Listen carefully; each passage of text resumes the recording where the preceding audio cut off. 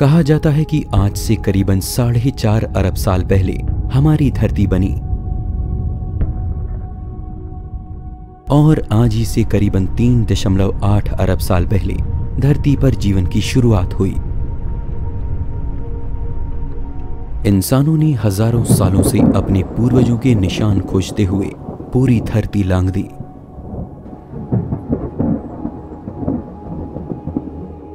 हम धरती पर आखिर कहां से आए, ये सवाल खुद से पूछते हुए इंसानों ने न सिर्फ आसमान की ओर देखा बल्कि धरती और समुद्र की गहरी थाह में अपने इतिहास को खोजा।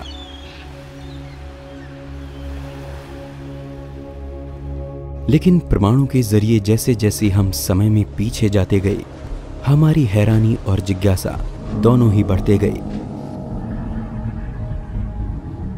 और एक वक्त में आकर हमें मालूम हुआ कि हमारे दूर के पूर्वज अरबों साल पहले धरती की सतह पर मौजूद पानी की गर्म और सुरक्षित पनाह में जन्मे होंगे। लेकिन क्या इस बात पर यकीन करना इतना आसान है?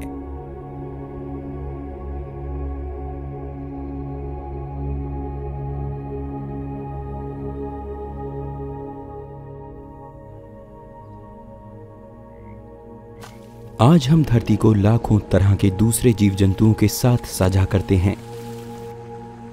इनमें से कुछ हमारे करीबी हैं जो हमसे मेल खाते हैं, लेकिन कुछ बेहद अनोखे और अलग हैं, इतने अलग कि हमारी और इनकी कुदरत दूर दूर तक कहीं मेल नहीं खाती। लेकिन विज्ञान कहता है कि धरती पर रहने वाले सभी प्राणियों के पूर्वज एक ही थे। इस बात को मानना और इस पर आंखें बंद करके यकीन करना मेरे और आपके लिए काफी मुश्किल है। इसीलिए आज हम एक ऐसे सफर पर चलेंगे जहां हम हमारे पूर्वजों के निशान खोजने की कोशिश करेंगे। विज्ञान का ये सफर न केवल आपको सुदूर इतिहास में ले जाएगा, बल्कि हमें मौका मिलेगा उस राज को जानने का जिससे जीवन पैदा हुआ। हम अरबों साल पहले धरती के माहौल का नजारा करेंगे। हम उन जहरीले जीवों को देखेंगे जिन्होंने एक समय में आकर धरती से समूचे जीवन को खत्म कर दिया था। हम सूक्ष्म स्तर पर जाकर देखेंगे कि स्पेस से गिरे एक पत्थर और हमारे शरीर में एक ही जैसे तत्व मौजूद हैं। इस सफर में हमें कुदरत के सबसे गहरे राज जानने को मिलेंगे। इस सफर में हम अपने जीवन का रहस्य जानेंगे।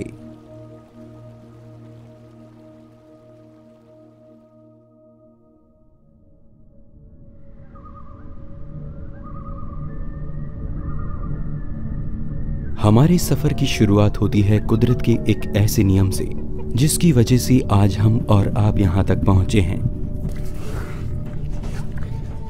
यह नियम बेहद कठोर और बेरहम है। इस नियम को हम कुदरत का चुनाव या नेचुरल सिलेक्शन कहते हैं। ये नियम धरती पर आदिकाल से लागू है, तभी से जब यहां जीवन की नींव रखी गई। इस नियम के तहत धरती पर पैदा हुए सभी जीवों ने एक बड़ी लड़ाई लड़ी और जो उसके कहर से बच पाया उसे मौका मिला धरती की खूबसूरत कुदरत का आनंद उठाने का। डायनासोर्स के समय से भी पहले से जीवों में खुद को जिंदा रखने की जद्दोजहद जारी है। कमजोर जानवरों को खूंखार जानवरों ने खत्म किया और खूंखारों को कुदरत के कहर ने। पर इस सब में जो भी प्रजाति अपने आसपास के माहौल से तालमेल बिठाती रही, वही वक्त में खुद के वजूद को बचाने में सफल रही।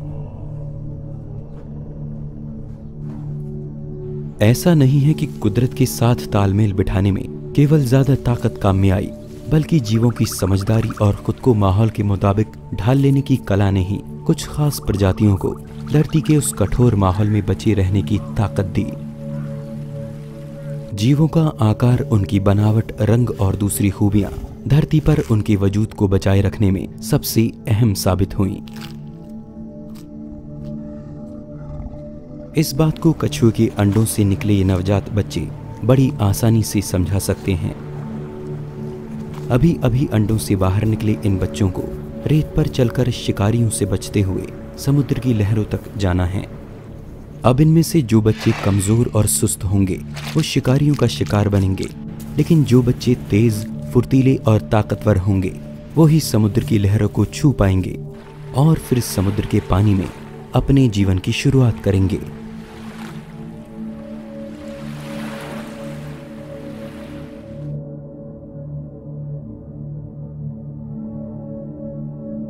यानी कुदरत ने कुछ खास खूबियों वाले बच्चों को चुना।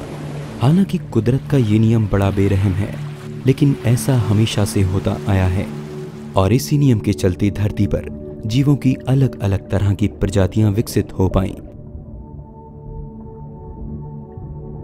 यूं तो धरती पर जीवन अरबों साल से मौजूद है, मोटे तौर पर कहा जाए तो करीबन 4 अरब साल से। लेकिन इसकी शुरुआत आखिर कहां पर हुई, ये सबसे अहम सवाल है। धरती पर सबसे बड़े हिस्से में पानी की हुकूमत कायम है।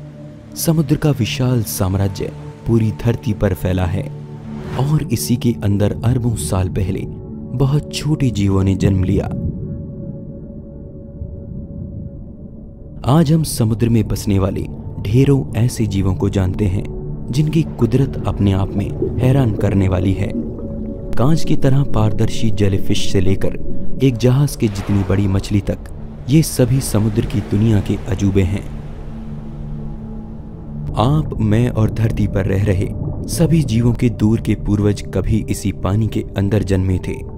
धरती के सीने पर खड़ा विशाल समुद्र का भंडार कुदरत के लिए मानो एक लेबोरेटरी जैसा था, जिसके घोल में कुदरत ने जीवन को लेकर कई तरह के प्रयोग किए, जिससे बाद में आगे चलकर कॉम्प्लेक्स लाइफ का जन्म हुआ। इस बात पर यकीन करना मुश्किल होता है कि हमारे दूर के पूर्वजों ने कभी पानी से निकलकर धरती पर चलना शुरू किया होगा, और विज्ञान के पास ऐसा क्या सबूत है जो हमारे इतिहास की कड़ी को इन पानी में रहने वाले जीवों से जोड़ सके और ये साबित करे कि हमारे पूर्वज कभी इसी पानी में जन्मे थे।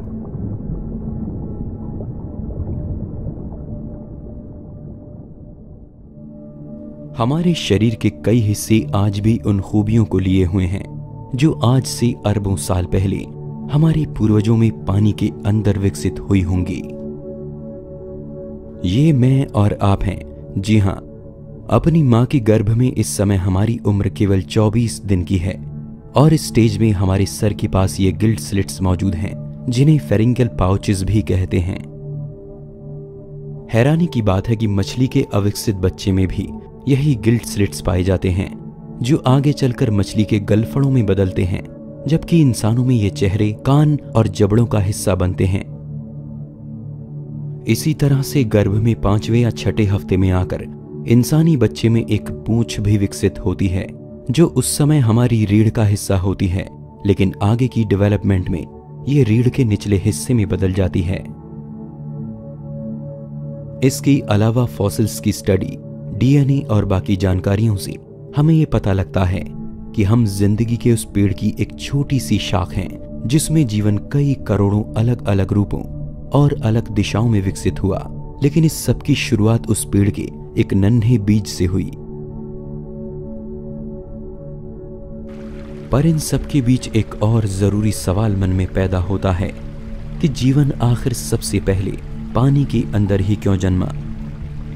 आइए इसके लिए धरती के इतिहास की एक झलक देखते हैं।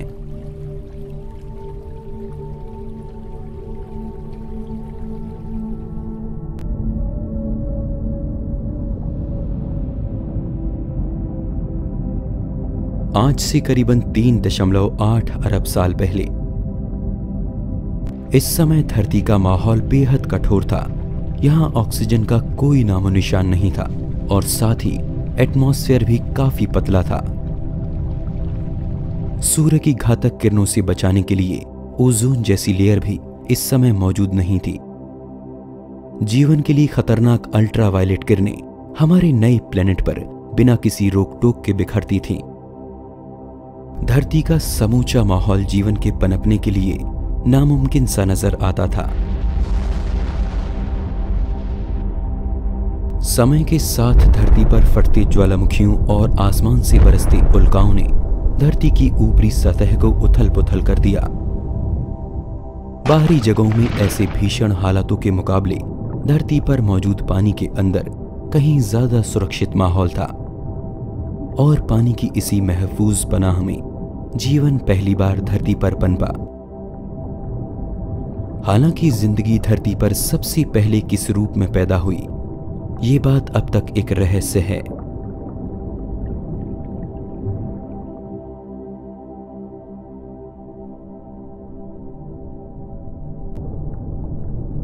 कहा जाता है कि उस वक्त भी एक साथ मिलकर जिंदगी को पैदा करने वाले छोटे छोटे मॉलिक्यूल्स पानी के अंदर मौजूद थे, जिनसे सिंगल सेल से बने जीव पैदा हुए होंगे। लेकिन धरती पर सबसे पहले पैदा हुए जीवन को समझना शायद इतना आसान नहीं है। इसे एक लाइन में समझाना नामुमकिन है। जीवन धरती पर कैसे आया, इसे ठीक से समझने के लिए हमें विज्ञान के दूसरे पहलुओं पर भी नजर डालनी होगी। कई सवालों पर गौर करना होगा, जैसे कि एक जिंदा प्राणी आखिर क्या है, कौन सी जरूरी खूबियां ये तय कर देती हैं कि कोई चीज जिंदा है या नहीं। क्योंकि धरती पर कई चीजें ऐसी हैं जिनकी खूबियां हमसे मिलती जुलती हैं, लेकिन वे फिर भी जिंदा नहीं हैं। जैसे कि बादल हमारी तरह एक से दूसरी जगह मूव कर सकते हैं, हमारी तरह अपने आकार को छोटा बड़ा भी कर सकते हैं, लेकिन हमें पता है कि बादल में अपनी कोई लाइफ नहीं है, यानी बादल हमारी तरह जीवित नहीं है। और ये सिंगल या डबल सेल लाइफ आखिर क्या है, इनमें ऐसा क्या मौजूद है जो इन्हें जिंदा प्राणी बना देता है।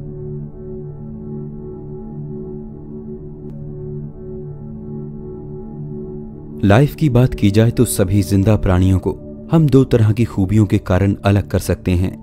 पहले वो जो सिंगल सेल से बने हैं और दूसरे वो जो कई सेल्स के आपस में मिलने से बने हैं। हम खुद खरबों छोटे छोटे सेल्स से मिलकर बने हैं। हमारे शरीर के ये सेल्स इतने छोटे हैं कि 10,000 सेल्स एक साथ एक पिन की नोक पर फिट हो सकते हैं। आसानी से समझा जाए तो कई सेल्स आपस में मिलकर छोटे टिश्यूज को बनाते हैं। टिश्यूज की परतें आपस में मिलकर हमारी बॉडी के किसी खास पार्ट को आकार देती हैं, जैसे कि दिल, फेफड़े, किडनी या स्किन।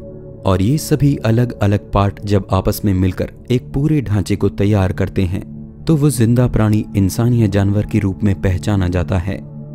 वहीं सिंगल सेल से बने प्राणियों में केवल एक सेल ही उनकी पहचान के लिए काफी है।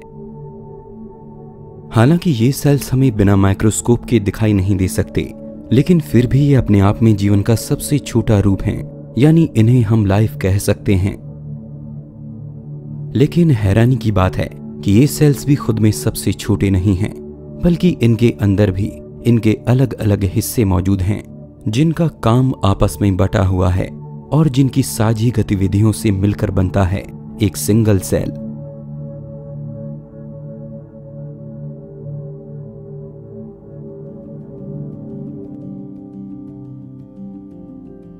आइए अब ये जानते हैं कि इन सेल्स के अंदर ऐसी कौन सी चीजें हैं जो आपस में मिलकर एक लाइफ को जन्म देती हैं। उदाहरण के लिए हमारी बॉडी के एक सेल को ले लेते हैं। सबसे पहले आती है इसकी परत, जिसे हम सेल मेम्ब्रेन भी कहते हैं। ये सेल को बाहरी आवरण देती है, यानी कि एक झिल्ली का काम करती है। इसे हम सेल की स्किन भी कह सकते हैं।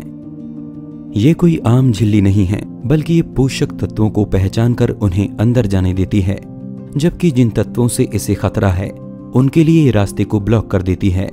इसके अलावा ये सेल्स के अंदर से वेस्ट को भी बाहर जाने देती है। इसके बाद आता है सेल के अंदर भरा हुआ लिक्विड, जिसे हम साइटोप्लाज्म कहते हैं। ऐसा नहीं है कि इसमें सिर्फ लिक्विड ही भरा है, बल्कि इसके कुछ अंग ऐसे हैं जो जरूरी कामों को अंजाम देते हैं। इसके स्पेशल पार्ट कुछ खास तत्वों को बनाते हैं, जैसे कि प्रोटीन, और प्रोटीन को यूज करके ही सेल्स अपनी ज्यादातर केमिकल प्रोसेस को अंजाम देते हैं। इसके कुछ जरूरी तरह के हिस्से खाने के छोटे छोटे मॉलिक्यूल्स को ऐसे मटेरियल में बदलते हैं जो सेल्स की एनर्जी और ग्रोथ के लिए जरूरी है। इनसे बनाए गए पोषक तत्व पूरे सेल में खास तरह की ट्यूब्स की मदद से ट्रांसफर किए जाते हैं। यानी हमारे शरीर में मौजूद सेल्स के अंदर अपना एक सिस्टम है जो हमारे द्वारा खाए गए खाने से जरूरी चीजों को लेकर लगातार ग्रोथ करते रहते हैं। और आखिर में आता है न्यूक्लियस, जिसे हम सेल का ब्रेन भी कह सकते हैं। सेल के बीचों बीच मौजूद ये न्यूक्लियस सेल के कंट्रोल सेंटर की तरह काम करता है। ये सेल की ग्रोथ की देखभाल करता है। साथ ही इसका काम ये भी देखना है कि सेल डिवाइड होकर अपने जैसे दूसरे सेल्स को भी जन्म दे।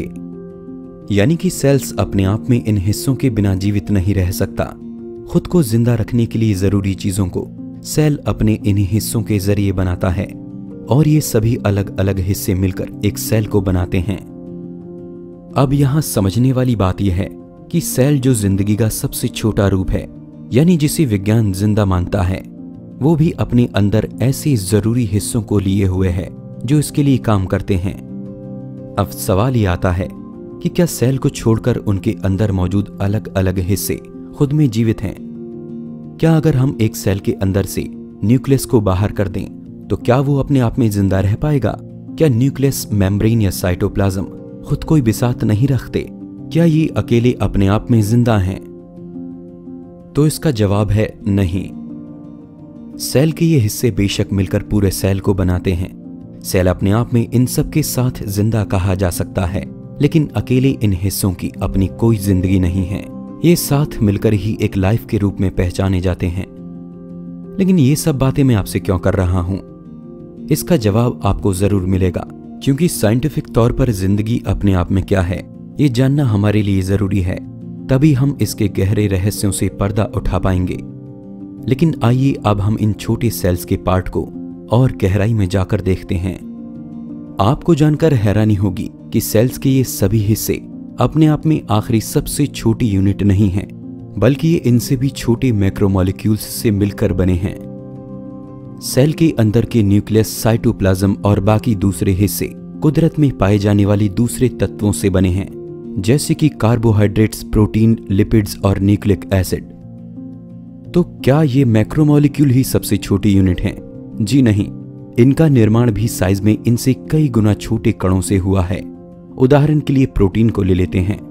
प्रोटीन हमारे सेल की ग्रोथ के लिए सबसे जरूरी तत्व है, लेकिन ये आखिर बना किससे है?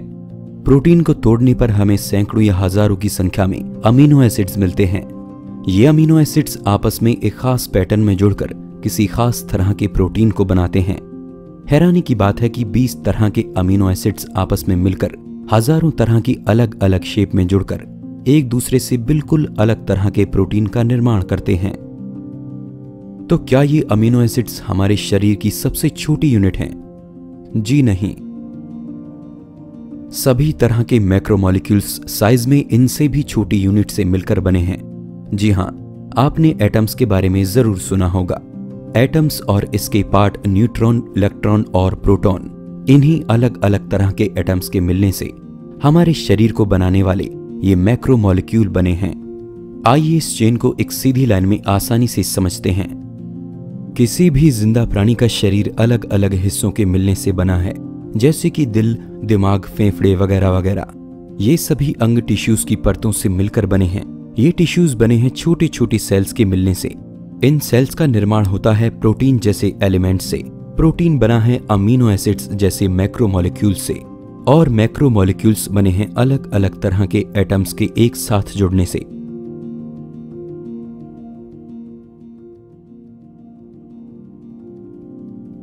लाइफ का एक कॉम्बिनेशन अपने आप में पेचीदा है, जिसे हमने अभी मोटे तौर पर जान लिया। इस मुश्किल कड़ी को सुलझाने से ये तो पता लग जाता है कि जिंदगी आखिर किन छोटे कणों से मिलकर बनी है। लेकिन इससे हमें ये पता नहीं चलता कि धरती पर जीवन सबसे पहले आखिर कैसे पैदा हुआ होगा, क्योंकि जीवित प्राणी को पैदा करने के लिए भी किसी दूसरे जीवित प्राणी की जरूरत होती है।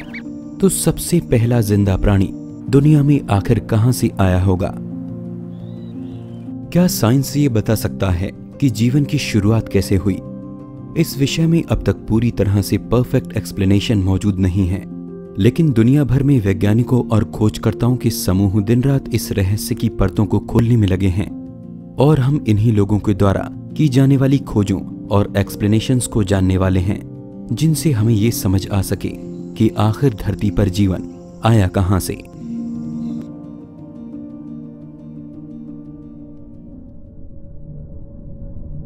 डार्विन की थियरी के हिसाब से जिंदगी का ये रूप अरबों साल पहले एक बेहद सिंपल सी फॉर्म में जन्मे किसी जीव से शुरू होकर धीरे धीरे समय के साथ जटिल होता गया। यानी शुरू में जन्मे जीवों का आकार, उनके अंग और उनके अंदर चल रही केमिकल प्रोसेस समझने में उतनी मुश्किल नहीं थी जितनी आज के जीवों को लेकर हैं। शुरू में उनकी खूबियां और उनके अंदर चल रही गतिविधियां काफी सिंपल थीं, लेकिन जैसे जैसे समय बीतता गया वैसे वैसे जन्म लेने वाले नए जीवों में अपनी पूर्वजों की तुलना में काफी बदलाव आने लगा। उनमें नए अंग और नई खूबियां विकसित होने लगी।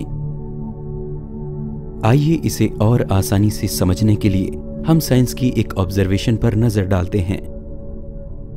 कोई भी जीवित प्राणी जब भी अपनी संतानों को जन्म देते हैं तो पैदा हुई संतानें कुछ नई खूबियों के साथ जन्म लेती हैं। पैदा हुए जिन बच्चों में नई खूबियां माहौल के हिसाब से ठीक नहीं बैठती, ऐसे बच्चों की जीने की संभावना कम हो जाती है। यानी बड़े होते होते ये बच्चे माहौल की कठोरता से हार मान जाते हैं और अपने जैसे बच्चे पैदा करने की उम्र तक मर जाते हैं। आइए इसे और आसानी से समझते हैं। क्या आपने कभी सोचा है कि टिड्ढों का रंग हरा ही क्यों होता है? इसके पीछे एक बड़ी वजह होनी चाहिए। चलिए उदाहरण के लिए मान लेते हैं कि शुरू में कभी टिड्ढों की प्रजातियां एक से ज्यादा रंग की रही होंगी, लेकिन पेड़ पौधों के बीच रहने वाले इन टिड्ढों में ऐसे टिड्ढों को शिकारियों से बचने में मदद मिली जिनका रंग हरा था।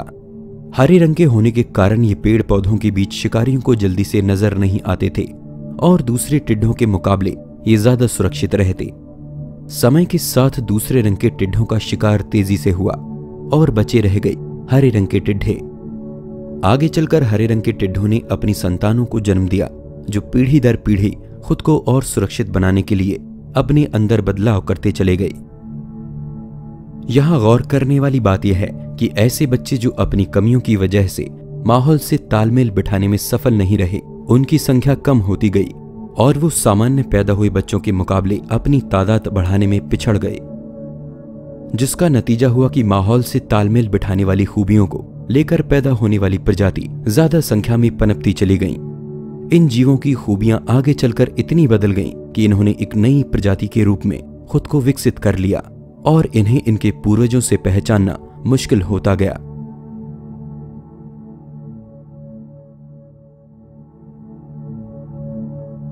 धीरे धीरे आए इस बदलाव को ही जीवों का क्रमिक विकास या एवोल्यूशन कहा गया और धरती पर अरबों सालों के विकास में जीवन अनगिनत रूपों में विकसित हुआ।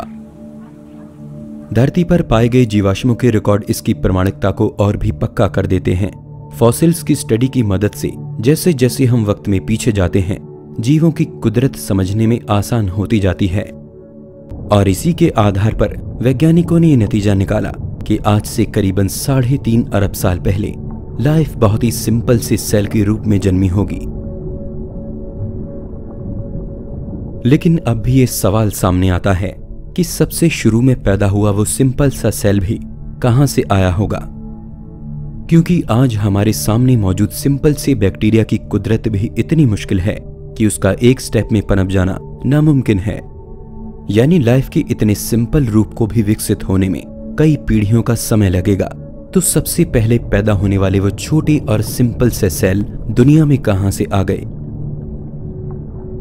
इस बात का एक लॉजिक ये है कि सबसे पहले पैदा होने वाले ऐसे जीव जो खुद के जैसे जीवों को जन्म दे सकते होंगे, उनका जन्म एवोल्यूशन से नहीं हुआ होगा, क्योंकि इसका कारण आप जानते हैं, जीवों में एवोल्यूशन होने के लिए उनका प्रजनन करना जरूरी है। अगर वो अपनी नस्ल को पीढ़ी दर पीढ़ी आगे नहीं बढ़ाएंगे तो उनमें एवोल्यूशन होगा ही नहीं। इसलिए धरती पर पैदा होने वाला सबसे पहला जीवन आखिर किस रूप में जन्मा था, इस बात को समझने के दूसरे तरीके हमें देखने होंगे। एक आइडिया जिसके बेस पर वैज्ञानिक लाइफ को लेकर नई खोजें कर रहे हैं और जीवन के रहस्य को सुलझाने में कुछ हद तक कामयाब हो पाए हैं। ये आइडिया कहता है कि लाइफ यानी जीवन का जन्म केमिस्ट्री से हुआ। दुनिया में हर चीज बहुत ही छोटे छोटे कणों से मिलकर बनी है, यहाँ तक कि हवा और रोशनी भी। जिस रोशनी को हम देख रहे हैं वो इतने छोटे कणों के आपस में मिलने से बनी है जिन्हें हम अपनी आंखों से नहीं देख सकते। यही छोटे कण आपस में मिलकर अपने से बड़े कणों यानी मॉलिक्यूल्स को बनाते हैं और यही मॉलिक्यूल्स फिर आपस में मिलकर किसी बड़े स्ट्रक्चर या जीव को आकार देते हैं। पूरी दुनिया बल्कि पूरा यूनिवर्स इसी तरह के छोटे छोटे कणों के आपस में मिलने से बना है और इनके इसी बिहेव को स्टडी करना ही केमिस्ट्री का अध्ययन है। लेकिन यहाँ हम केमिस्ट्री के उस हिस्से की बात करेंगे जो ये कहता है कि इन्हीं छोटे कणों के आपस में मिलने से अचानक लाइफ का जन्म होता है। जिंदगी को जन्म देने वाली केमिस्ट्री कुछ जरूरी बातें हमें बताती है, जिनमें सबसे अहम बात है कि जिन अलग अलग छोटे कणों या हिस्सों से मिलकर जीवन बना है, उनका एक साथ एक टीम की तरह काम करना जरूरी है, जिसे हम मेटाबॉलिक पाथवेज कहते हैं। जैसा कि हमने पहले भी जाना था कि सेल के अलग अलग हिस्से एक साथ मिलकर सेल की ग्रोथ के लिए काम करते हैं। यहाँ तक कि एक आम से दिखने वाले पौधे के सेल में भी ऐसी ढेर सारी प्रोसेस चल रही होती हैं, जिनमें अलग अलग हिस्सों को एक साथ सेल की ग्रोथ के लिए काम करना, अलग अलग प्रोसेस से खाने के मॉलिक्यूल्स को तोड़कर उन्हें एनर्जी में बदलना, ये कुछ ऐसे काम हैं जो मेटाबॉलिज्म का हिस्सा हैं। और जीवन की केमिस्ट्री में सबसे अहम चीज यही है, बिना मेटाबॉलिज्म के लाइफ नहीं हो सकती। सेल की ग्रोथ और उसके लिए जरूरी एनर्जी पैदा करने का सारा सिस्टम मेटाबॉलिज्म कहलाता है, और बिना मेटाबॉलिज्म के जीवन का लगातार बने रहना नामुमकिन है। लाइफ की केमिस्ट्री एक और जरूरी बात हमें बताती है कि जिंदा सेल्स कुछ खास तरह के मॉलिक्यूल से मिलकर बने हैं। जिंदा प्राणियों के शरीर को बनाने वाले कुछ अहम तत्व जैसे कि अमीनो एसिड्स, शुगर वगैरह, ये मॉलिक्यूल्स आपस में जुड़ते हैं और अपनी कुदरत से कहीं ज्यादा मुश्किल स्ट्रक्चर का निर्माण करते हैं, जैसे कि जीन, प्रोटीन, सेल मेम्ब्रेन वगैरह। और आगे ये चेन जारी रहती है, जिससे एक लाइफ का जन्म होता है। पुराने समय में यह माना जाता था कि हमारे शरीर को बनाने वाले ये मॉलिक्यूल्स सिर्फ जिंदा प्राणियों में ही पाए जाते हैं। इसके अलावा जीवन से जुड़ी एक और पहेली सभी को परेशान करती आई कि कैसे जिंदा प्राणियों के अंदर होने वाली सारी गतिविधि उसे जिंदा बनाए रखती हैं। पुरातन विज्ञान के लिए ये बातें अनसुलझी पहेलियों की तरह थीं। वे इसके पीछे किसी रहस्यमयी ताकत का हाथ मानते थे।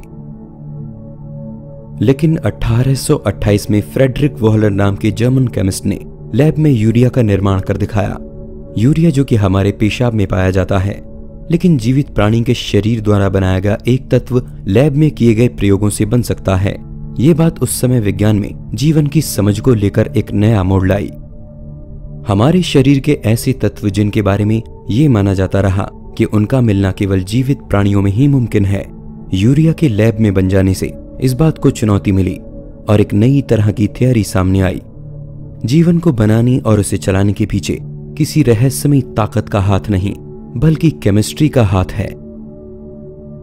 कुदरत में मौजूद अलग अलग तत्व आपस में मिलकर कुछ ऐसे केमिकल रिएक्शन करते हैं जिनसे जीवन का जन्म होता है, और उसी के जैसे दूसरे केमिकल रिएक्शन पैदा हुए उस नए जीवन को सरवाइव करने के लिए जरूरी चीजें मुहैया कराते हैं, जैसे कि एनर्जी।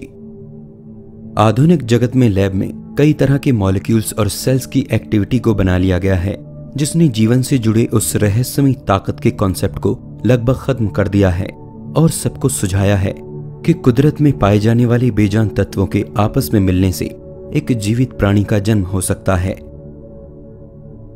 खोजकर्ताओं ने हाल ही में जीवन के लिए कुछ ऐसे ही जरूरी तत्वों को मीटेरॉइड्स के अंदर भी खोज निकाला है, जैसे कि अमीनो एसिड और शुगर। चट्टानों के जो छोटे टुकड़े पत्थर के रूप में स्पेस से आकर धरती पर गिरे, उनके अंदर जीवन के लिए जरूरी तत्वों का पाया जाना इस बात का सबूत है कि ऐसे खास तत्व पूरे ब्रह्मांड में हमें कहीं भी मिल सकते हैं, और शायद ये अरबों साल पहले भी धरती पर मौजूद थे।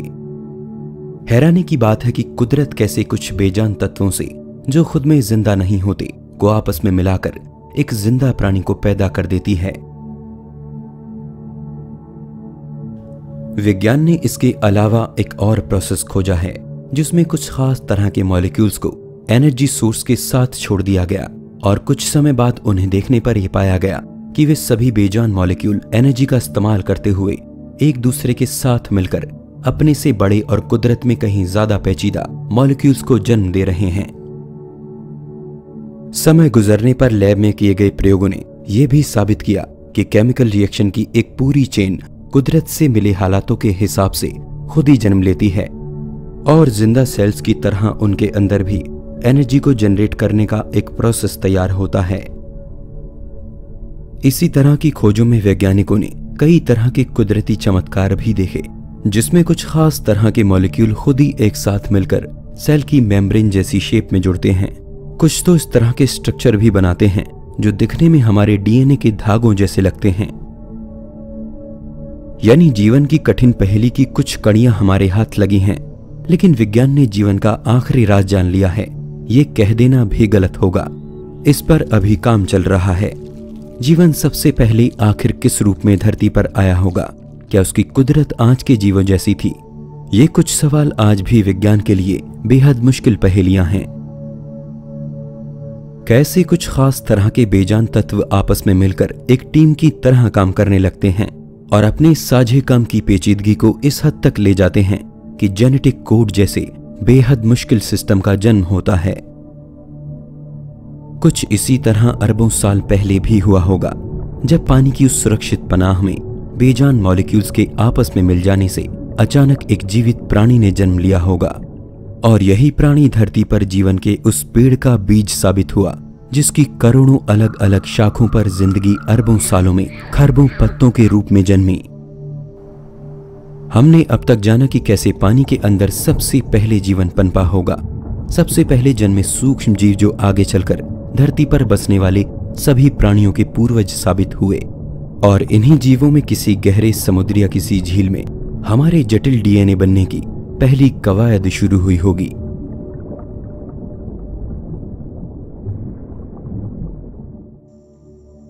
हमने समझा कि सबसे पहले धरती पर जीवन की शुरुआत कैसे हुई। आइए अब आगे बढ़ते हैं। वैसे तो जीवन कई अलग अलग रूपों में धरती पर जन्मा होगा, लेकिन एक खास तरह के जीवों ने धरती की कुदरत पलट देने का कारनामा कर दिखाया और धरती को हमेशा के लिए बदल कर रख दिया। वेस्टर्न ऑस्ट्रेलिया के तटों पर मौजूद सूक्ष्म जीवों के एक जगह जमा होने से बनी ये पत्थर जैसी संरचना अपने आप में सबसे पुरानी और अनोखी है। इन्हें स्ट्रोमेटोलाइट्स कहा जाता है। ये साइनोबैक्टीरिया नाम के बेहद सूक्ष्म जीवों का घर है। ये बैक्टीरिया एक चिपचिपे पदार्थ को रिलीज करता है जिस पर रेत और तलछट चिपककर एक पत्थर जैसी संरचना का रूप ले लेते हैं। पानी में मौजूद ये पत्थर अरबों साल पुराने भी हो सकते हैं, क्योंकि स्ट्रोमेटोलाइट्स धरती पर जीवन के सबसे पहले बने रूपों में से एक हैं। ये पानी में कार्बन डाइऑक्साइड और सूरज की रोशनी से अपना भोजन बनाते हैं और इस प्रोसेस में ऑक्सीजन रिलीज करते हैं, और ये ऐसा अरबों सालों से करते आ रहे हैं। धरती पर मौजूद सबसे पुराने स्ट्रोमेटोलाइट्स का समय 3.5 अरब साल के करीब दर्ज किया गया है। लेकिन शांत से दिखने वाले इन पत्थरों ने कभी धरती पर मौजूद लगभग सारे जीवन को विलुप्त कर दिया था। इनके समूह ने धरती के एटमॉस्फेयर में एक ऐसी जहरीली गैस छोड़ी थी जिससे उस वक्त मौजूद ज्यादातर प्राणियों का जीवन खत्म हो गया, और वो जहरीली गैस थी ऑक्सीजन। जी हाँ, आपको सुनकर हैरानी होगी, लेकिन ये बात सच है। धरती के एटमॉस्फेयर में करीबन 3 अरब साल पहले तक ऑक्सीजन का लेवल आज के जितना नहीं था। आज जितनी ऑक्सीजन एटमॉस्फेयर में है उससे काफी कम ऑक्सीजन उस वक्त मौजूद थी, और धरती पर बसने वाले प्राणियों की कुदरत आज के प्राणियों से कुछ अलग थी।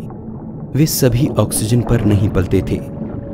ऐसा नहीं है कि उस वक्त स्ट्रोमेटोलाइट्स ऑक्सीजन नहीं बना रहे थे, लेकिन उस वक्त तक धरती पर लोहे यानी आयन की मात्रा काफी ज्यादा थी, जिससे मुक्त हुई ऑक्सीजन का ज्यादातर हिस्सा आयन के साथ मिलकर आयन ऑक्साइड यानी लोहे की जंग में बदल रहा था।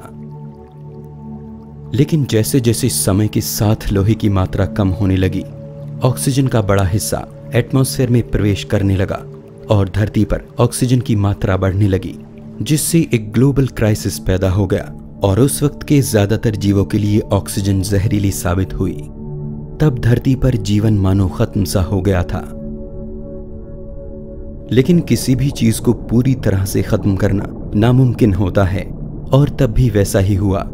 धरती पर कुछ अनोखे जीव ऐसे बच गए जो ऑक्सीजन की मौजूदगी में सरवाइव कर गए, और तभी से जीवन की एक ऐसी शाख पैदा हुई जिसका आधार ऑक्सीजन बनी। धरती पर ऐसे जीवों का जन्म हुआ जो ऑक्सीजन पर जिंदा रहते हैं।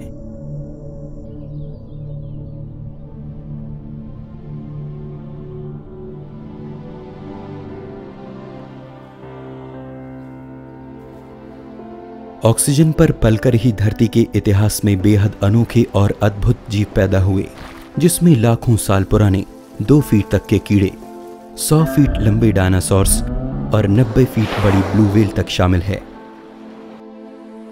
अरबों साल पहले आए एक बदलाव ने धरती की कुदरत को बदल कर रख दिया और धरती पर जीवन एक नए सिरे से पनपा। जीवन की जो कहानी आज हमने सुनी वो हमारे सफर का एक बेहद छोटा हिस्सा थी। हमसे लगातार सवाल पूछते हमारे जिज्ञासु दिमाग में अभी कई प्रश्न और हैं जिनके नए सफर हमें आगे भी तय करने हैं। सोचिए कैसा होता अगर धरती पर ऑक्सीजन की जगह किसी दूसरी गैस पर जीवन पल रहा होता। क्या वो जीव हमारे जैसे होते? और यदि जीवन बेजान चीजों के मिलने से बना है तो ब्रह्मांड के दूसरे कोनों में वो किस रूप में होगा?